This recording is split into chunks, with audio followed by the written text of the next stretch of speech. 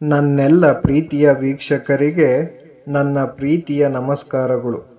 ನಮ್ಮ ಚಾನಲ್ನ ಇದೇ ಮೊದಲು ನೋಡ್ತಾ ಇದ್ದೀರಾ ಅಂದರೆ ದಯವಿಟ್ಟು ಸಬ್ಸ್ಕ್ರೈಬ್ ಮಾಡ್ಕೊಳ್ಳಿ ಫ್ರೆಂಡ್ಸ್. ಮುಂಚೆಯಿಂದ ನೋಡ್ತಾ ಇದ್ದೀರಾ, ಇನ್ನೂ ಸಬ್ಸ್ಕ್ರೈಬ್ ಮಾಡ್ಕೊಂಡಿಲ್ಲ ಅಂದರೆ ದಯವಿಟ್ಟು ಸಬ್ಸ್ಕ್ರೈಬ್ ಮಾಡ್ಕೊಳ್ಳಿ ಫ್ರೆಂಡ್ಸ್, ಸಪೋರ್ಟ್ ಮಾಡಿ.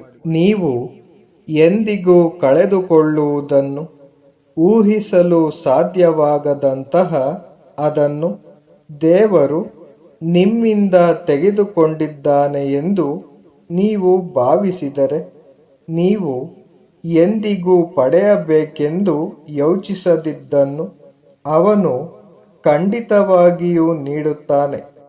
ತಾವು ತಪ್ಪು ಎಂದು ಎಂದಿಗೂ ಒಪ್ಪಿಕೊಳ್ಳದ ಜನರಿಂದ ಸ್ವಲ್ಪ ದೂರವಿರಿ ಮತ್ತು ಇದು ನಿಮ್ಮ ತಪ್ಪು ಎಂದು ಭಾವಿಸಲು ಯಾವಾಗಲೂ ತಮ್ಮ ಅತ್ಯುತ್ತಮ ಪ್ರಯತ್ನ ಮಾಡಿ.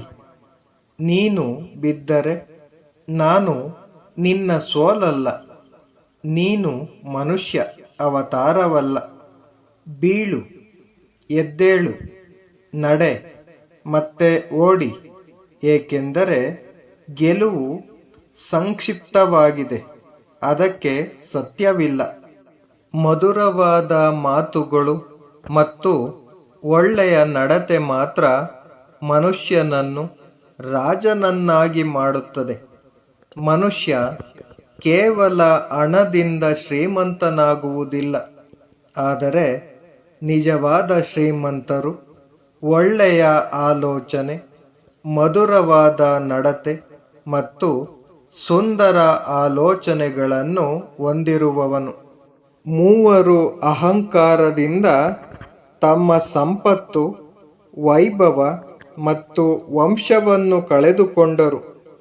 ನೀವು ನಂಬದಿದ್ದರೆ ರಾವಣ, ಕೌರವ ಮತ್ತು ಕಂಸನನ್ನು ನೋಡಿ. ಸಂತೋಷ ಮತ್ತು ದುಃಖ ನಮ್ಮ ಕುಟುಂಬದ ಸದಸ್ಯರಲ್ಲ, ಅವರು ಅತಿಥಿಗಳು. ಅವರು ಬರುತ್ತಾರೆ, ಸ್ವಲ್ಪ ದಿನ ಇದ್ದು ಹೋಗುತ್ತಾರೆ. ಕಷ್ಟಗಳ ಬಗ್ಗೆ ತಲೆಕೆಡಿಸಿಕೊಳ್ಳಬಾರದು. ನೀವು ಯಾವುದೇ ಸಂಬಂಧವನ್ನು ಕಳೆದುಕೊಂಡಿದ್ದರೆ ಶ್ರೀಕೃಷ್ಣ ಹೇಳುತ್ತಾನೆ, ಅಥವಾ ಸಂಬಂಧದಲ್ಲಿ ನಿರಾಸೆಗೊಳ್ಳಬಹುದು. ಆದ್ದರಿಂದ ನಮ್ಮೊಂದಿಗೆ ಆ ಸಂಬಂಧವನ್ನು ಬೆಳೆಸಿಕೊಳ್ಳಿ. ನಾನು ನಿನ್ನನ್ನು ಎಂದಿಗೂ ಬಿಡುವುದಿಲ್ಲ.